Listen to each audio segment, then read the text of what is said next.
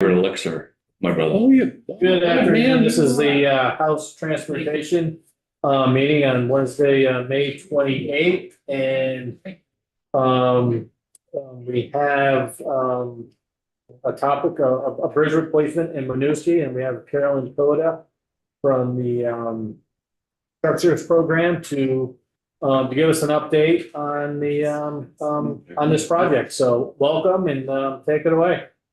Well, thank you very much, and I will share my screen with my presentation.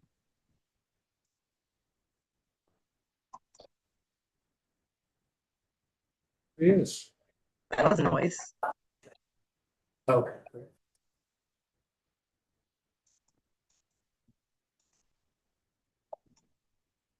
Okay.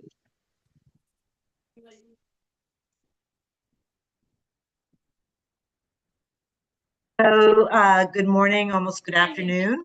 I'm here to talk about the Burlington-Winooski Bridge project, as well as the Burlington STP 5029 project, which is the intersection adjacent to the bridge. So, quick project background, base technical concept, talk about the project schedule, budget, contracting, and our next step. Here we go. So, for those that don't know, this is our project location between Winooski and Burlington over the Winooski River. And here's an overview. You can see that the river is kind of split between Winooski and Burlington. The mills are the Woolen Mill, Champlain Mill over here, and this is the bridge and the intersection in question. So just kind of the focal points are when we talk about the bridge project, we're talking about this area of the bridge is kind of pulled out, and then the intersection is this, is all of that. Sorry. So just to try and do a little quick timeline here. This bridge project began back in 2017. There were some traffic studies as well done with the bridge and the intersection, and there were several public advisory meetings that took place, and we had scoping reports that were done, one for the bridge project and one for the intersection project, where they defined the purpose and need. And because the bridge project appeared to be at the time they felt it was a very expensive project and they were looking for money, a RAISE grant was applied for, which we did receive $25 million towards the project of the bridge project itself. And then meanwhile, you had the intersection, and the intersection plays a huge part in Burlington with the bridge project, because whatever's we do for the bridge, it needs to align with what we do for the intersection. So since 2023, we merged those projects together. We decided that the RAISE grant has specific time limits, things that have to happen in order to get that money. And if you miss those milestones, you don't get the money. So we decided to go with design, build, construction, and design process. And so we've been looking at construction evaluations, traffic management, intersection, and we've done a lot of outreach with the communities. You know, we have contacted not just Burlington, Winooski, but all of Chittenden County, commuters, businesses, transit. We've done travel surveys. We've been coordinating our utilities, environmental coordination as well. We've done a lot of outreach. One of the things that, as part of the design build, and you're going to see this real shortly, is that you have to come up with what's called a base technical concept. So with design build, we're not going to design the entire structure, but we're going to come up with some sort of alignment so that we can acquire the right of way to construct the project. So we looked at different, and with this particular project, because the traffic is so significant in this area, like 25,000 cars a day, we looked at different on alignment and a shifted alignment. And with an on alignment, all the lanes would have a full closure of 4 to 6 weeks, what we would do is build a bridge over here most likely and then slide it into place. That is what the raise grant application was based off of. And then with our design team, we came up with some different, like, some curvature to it. And this allows us to do, it would be southbound traffic across the bridge would be detoured for a longer period of time, but we would be able to maintain northbound traffic. And we'll see a little bit more about that in a second. Oh, and then oops, let me go back. So here we talk about the potential of a bridge path in Burlington. So we are talking right now, there is a bridge path on the Winooski side. There's an existing bridge path underneath the bridge. And we, when we started looking at this shifted alignment, we're like, oh, you know what? We might be able to put a path in underneath from this direction underneath the bridge and come down onto Mill Street. So with a shifted alignment, you could do that. With an on alignment, you would not be able to do that. So what would happen with all these different closures? So right now what we did is we assessed the potential detour routes and what traffic does. And the green means this is the interstate. Traffic moves great when all the lanes on the bridge are open. You still see there are some delays. That's like in the bridge area on Colchester Avenue. And the yellow is also like there's delays. The only free moving traffic is that on the interstate. But if we were to close the bridge for 6 weeks straight, all of a sudden you go to your detour and everything's congested. That's the red. It's all congested in here. This area is not congested because everyone's coming down to exit 15 to get onto the interstate and then come around. And people would seek whatever route they were comfortable with to get back to the other side. One of the things that we, if we go with the shifted alignment, what our idea is there is that we would build part of the bridge, maintain northbound traffic on the existing bridge, and build a portion of it, and then move traffic over. We'd always keep some form of traffic on the bridge to alleviate some of the detour situations, congestion that would occur. So right here, We got a question, Representative McQueen. Yeah, on that prior slide, what's the meaning of the numbers that are in parentheses? right. Okay, so what they're saying here is that, what would happen if you had this is your ambulance service, right? So it's looking at between the medical center, which is in Burlington versus downtown Winooski. In existing conditions, it takes about 4 to 7 minutes. But as soon as you do a full bridge closure, you're increasing that time for the ambulance to get to whomever, because they would have to detour around on the interstate. It's the additional time it would take to service the people. So you need the existing condition for the full bridge closure is 10 to 15 minutes? Yep. And then the 7 to 12 minutes is what?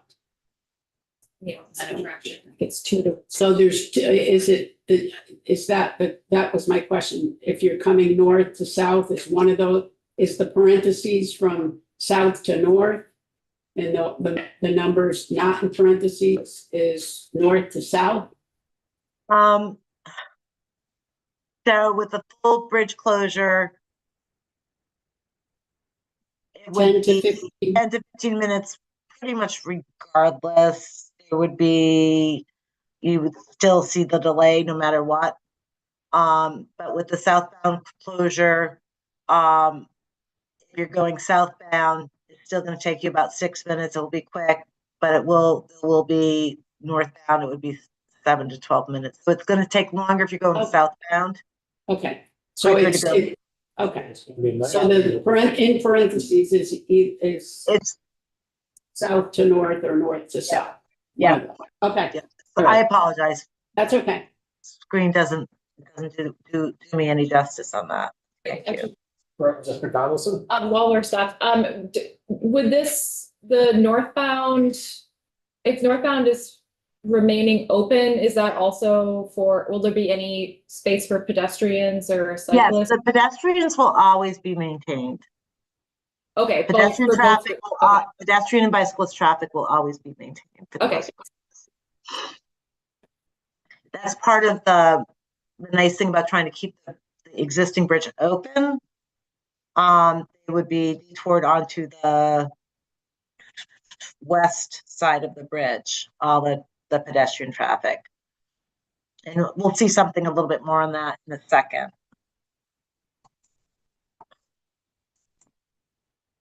So just to quickly chat about the intersection. So what we've done is we came up with two different intersection designs, one to correlate with an on alignment bridge and one that correlates with the off alignment bridge. And it actually, each intersection meets all the needs, purpose and need of the scoping report that was done for the intersection of Riverside Avenue and Colchester Avenue and Barrett Street and Mill Street. So, and the only difference is that if we were to go, if the off alignment option is done, there is that opportunity for a bike path underneath the abutment there. So there's the base technical concept. So we have gotten approval from the city of Winooski and the city of Burlington for our base technical concept, which will be put in our RFP for contractors and consultants to come up with design build teams to build on the project. So our base technical concept, this is what the new bridge roughly will look like. It will be 81 feet from out to out with 4 travel lanes and a 15-foot shared use path on the west side and a 12-foot shared use path on the east side. And there'll be 2 shoulders. There'll be barrier between the vehicles and the pedestrians and the bicyclists on both sides. So this is what it looks like now. And this is a conceptual shifted alignment, and that's what it would look like in the future if this is what occurs. It doesn't show a bike path under the bridge, but this is pretty much what we're looking at. And this is looking south, and this is what it would look like looking south from Winooski into Burlington. And this area right here in Winooski, that's going to be, it doesn't really show it here, but it's going to be, we're going to redo the park area that's there right now. The access underneath the bridge for their bike path on the Winooski side is going to be recreated. And they're looking east is what the bridge would look like existing. And this is just schematics. And so this is what that bike path would look like underneath the bridge. Mill Street, we'll have sidewalk on Mill Street coming down. We would be adding 2 lanes down here where Colchester comes into the intersection. Colchester Avenue comes into the intersection with 2 going straight, lanes going straight, and then a left and a right-hand turn. And this will all be signalized. So this is kind of looking at that intersection, what we're with the curve. This is the curved alignment. This is the on alignment. And there will be a retaining wall built going up Colchester Avenue because we're making this road a little bit wider.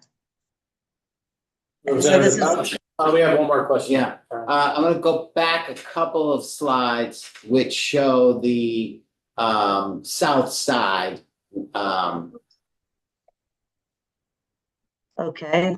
And I was, Not that one. This one?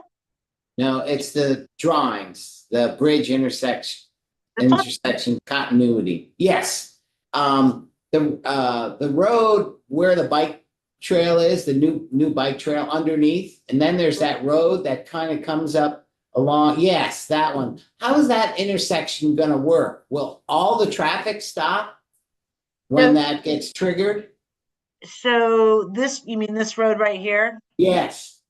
So this is the road where we are going to be proposing, right turn only coming out. And we're still doing some further investigation on the traffic. So basically, there will not be a light here. Traffic will have to take a right-hand turn coming out of the mill and going up to the circulator and then coming back to go southbound. Okay. No left And- turns allowed But is our goal. you could enter it from any direction, You north can or south. enter it any direction, yeah. Yeah. It just looks like a tricky one. It most likely will be. There may be some other pavement markings and things that we would be doing that is not shown here at this point. And we're still looking at that intersection. The city of Burlington was very concerned about, there were some, prior to them approving our BTC, we said that we would look into some, they did approve the BTC, but we're still doing further investigation of that intersection with respect to the right turn only or allowing left and right turn. But you don't really want to have a signal there because it's going to cause a lot of backup. Okay, thank you. You're welcome. So this is where we are with our schedule right now. We've just gotten that approval of the base technical concept. We're working on getting our environmental commitments. We're not getting necessarily the permits, but we've got commitments, and we also are getting our NEPA document. And we have started the right-of-way process, appraising some of the properties where we need to acquire easements, permanent and temporary easements. Soon we're going to be doing our solicitation of contractors. We're going to try and get a short list of contractors. And our biggest date is right here. It's technically, I keep on saying June 30th of 2026. We have to have the RFP out for construction contracting. Technically, our deadline is September 30th, but I'm telling everyone June 30th. Give us a little window, but if we don't meet They're not that, listening today. what? I said, hopefully they're not listening. Right, exactly. But so if we put our RFP out, we have to have it obligated for construction by September 30th, 2026, or else we would lose the grant money. So that's a really significant date. And we're getting there. We're almost there. It's just making sure we get our NEPA document done. And then once, what we'll do is we'll get this design build team. It will be a contractor and the project. They may tweak things, and you'll see that in a little minute, but they'll get all the permits, they'll do the utility relocation, and that may take a little bit of time, but we suspect that construction probably will start maybe the fall of 27. And then everything has to be done by mid 2030, which is also part of the restrictions on the grant. So we'll talk real quick about how are we paying for this bridge. Yes, it is a $70 to $80 million project. The bridge project is fully funded 80%. The state pays 10%, and each of the towns, because it's a town highway bridge, has to pay 5%. The intersection project is 100% federally funded. It has different money associated with that. And the grant money, the 24.8 million, comes out of that total cost of 80 million. Are we confident that grant money is still going to be there at the time we get into construction? Yeah, The grant money's still there. good. As of yesterday, as of today, it was still there. Hopefully it'll be there. So as far as design build contractor, I kind of talked to you a little bit about the importance of going design build and not going design bid build. And it does increase more responsibilities on the contractor, and it does reduce some of our risk and costs to the state. All right. Still doing what I wanted to do. Okay. So as I said before, design build contract, it promotes innovation, reduces construction schedule, reduces construction costs typically, and it also improves design and construction efficiencies because that designer and that contractor are saying to themselves, okay, how are we going to do this? And what is the safest, inexpensive, but good way of doing this?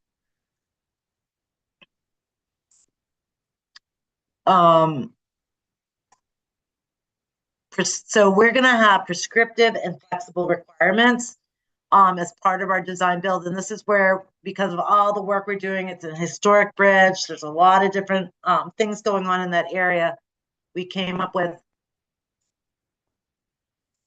what's the problem? Our prescriptive class are items or actions that are required within specifically defined parameters without exception. So in our RFP, we're going to say, you have to do this. The flexible ones are the ones that, you can do this if you want, or, this is okay to do. It's more of a flexible thing. And so our prescriptive requirements for this project is the bridge cross section, because we've worked really, really hard with our outreach. It's going to be 81 feet out to out and has to meet what's on there. It's got to be a 2-span bridge, minimum hydraulic opening, and there are going to be some historic requirements with respect to the railing, and the intersection will be signalized. That is a must. Some of the flexible requirements are, it's approximately 360 feet. Maybe they can build something 350 feet. The bridge location, they have this window so they can, maybe the best thing is to do an on alignment. And if they do something off alignment, they can, apply what that curvature is up to them. The design of the girder spacing, up to the consultant and contractor. Their traffic control, they determine how they have to do it. We give them, this is what you can do, this is what you can't do. You're a pedestrian. Has there been any requests from the town of Winooski, things that they would like to see in this flexible category? And the town of Winooski has been very, very flexible. They're good with everything. Like I said, we worked really hard on the, what the widths of the shared use paths were going to be. What kind of barrier. I think that, we're going to be working on this park area right here a little bit, because that's really key to Winooski. And the fact that we are going to be redoing this path underneath there. But they've been very easy to work with. Okay. No special rocks on this bridge or? Oh, Did you say rock? That was an Finance inside committee joke. don't know the history of our beautiful That is an bridge. inside joke. Received an award for Yeah. its design. We're also I going to just- have, there's going to be lights, we're going to have the historic lights on the bridge. The railing's going to be somewhat historic, and you're going to see that. So that's what is Nice. going to occur. So basically, I'm going to just stop sharing. I can see you all. Do you have any questions? Any additional questions? Representative Couch and then Representative Thomas. Carolyn, thanks for sharing this, and I apologize if you said this in the beginning. Do you already have a couple of contractors, or how many contractors that you've had any discussions with? Or the No. capability of doing this here from Vermont? We have not reached out yet, but we do know just, the whispering and the rumors and stuff that we suspect there's going to be, some of the big contractors that typically would do a project like this would be the Kabuki out of New York. ECI might try and put something in, a local firm. I think that the right team can do it. I mean, we do have contractors that, it is a big bridge. I think the biggest issue is with this project is the fact that it's a very tight quarters. You know, you don't have a lot of space to stage your equipment. You know, we're going to acquire some space for you to stage your equipment, but there's not a lot of space. So it's just a tight space, and the traffic, and you're maintaining pedestrian traffic and bicycle traffic. And, you know, I think that's the biggest part of the Yeah. difficulty of the project. Okay, thanks. Is there gonna be space if it's an out-of-state firm? Will there be off-site space where they can store their equipment too, or just space? They can acquire I mean, we don't usually acquire staging area for our contractors on any project. We usually leave it up to the contractor. In this particular instance, we know that we need a parcel of land right next between the Champlain Mill and the bridge to stage. We need that space. Yeah. So we're gonna acquire temporary rights to use that space during construction. Okay, thank you. You're welcome. Representative Thomas? Thanks, Carolyn. So am I understanding correctly that the contractor will be, like, through the bidding process, you'll be deciding if the bridge is built on or off alignment? That hasn't been decided yet? No, the RFP is gonna have a base technical concept that shows it off alignment, like what I shared with you, okay? Now, if the contractor, they're allowed to, when they're doing the RFP, they're allowed to, before a contractor and a designer are selected, they go through this process. And they're allowed to share with us some ideas that they have that are different than our base technical concept.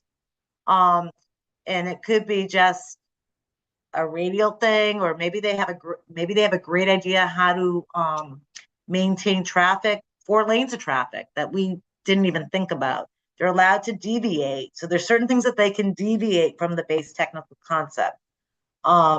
So if they determine that maybe staying on alignment is actually in everyone's best interest, that might be something that we would agree to. But they're going to be shown, this is your base technical concept. This is what we're hoping that you will kind of design and work with and try to maintain as much traffic as you can during construction, so we don't have a lot of congestion in the Chittenden County area. Okay, and is there any, could you foresee accepting any concept that did include a full shutdown of traffic, or is that completely not an option? Or No, not being I mean, considered as an option? It is still an option. We're not saying that you can't shut it down, but you have to make sure that services and things are always happening, and you always have to maintain that pedestrian traffic for the most part. Okay. Now, there may be a situation where they're doing some dangerous work where they're maintaining let's say the pedestrians are on the west side of the bridge, existing bridge, and we're set in steel or something on the east side, and that steel has to move. We may, stop pedestrians from crossing the bridge for a short period of time, like, 6 hours or something like that. But for the most part, they're going to be always accessing somewhere. There'll be a crossing for them. Okay, thank you. Any other questions, Representative Wells? Yeah, your new project's gonna be 81 feet wide. What's the size of your current bridge? Good question. I want to say offhand, it's probably 24, 48, maybe about 60 feet, 62 feet. Big difference, huh? Yeah, I mean, because the sidewalks, you've got 4 lanes, right? They're about 10, 11 feet wide. And both the sidewalks are like 5 feet wide. Each sidewalk is 5 feet wide. There's no shoulder. And then you have your railing. All right, I don't know if there's any other questions from people here or somebody online. If not, or maybe we do. There he is. There. I don't have a question other than to say thank you all for your flexibility and for Carolyn for waiting for us. And then when we're done, if we get a chance for Representative Pouch and Representative White to chat for a second, that would be great. All right, we'll stay, we'll stay on live, or go offline, but do housekeeping. But thank you very much, Carolyn.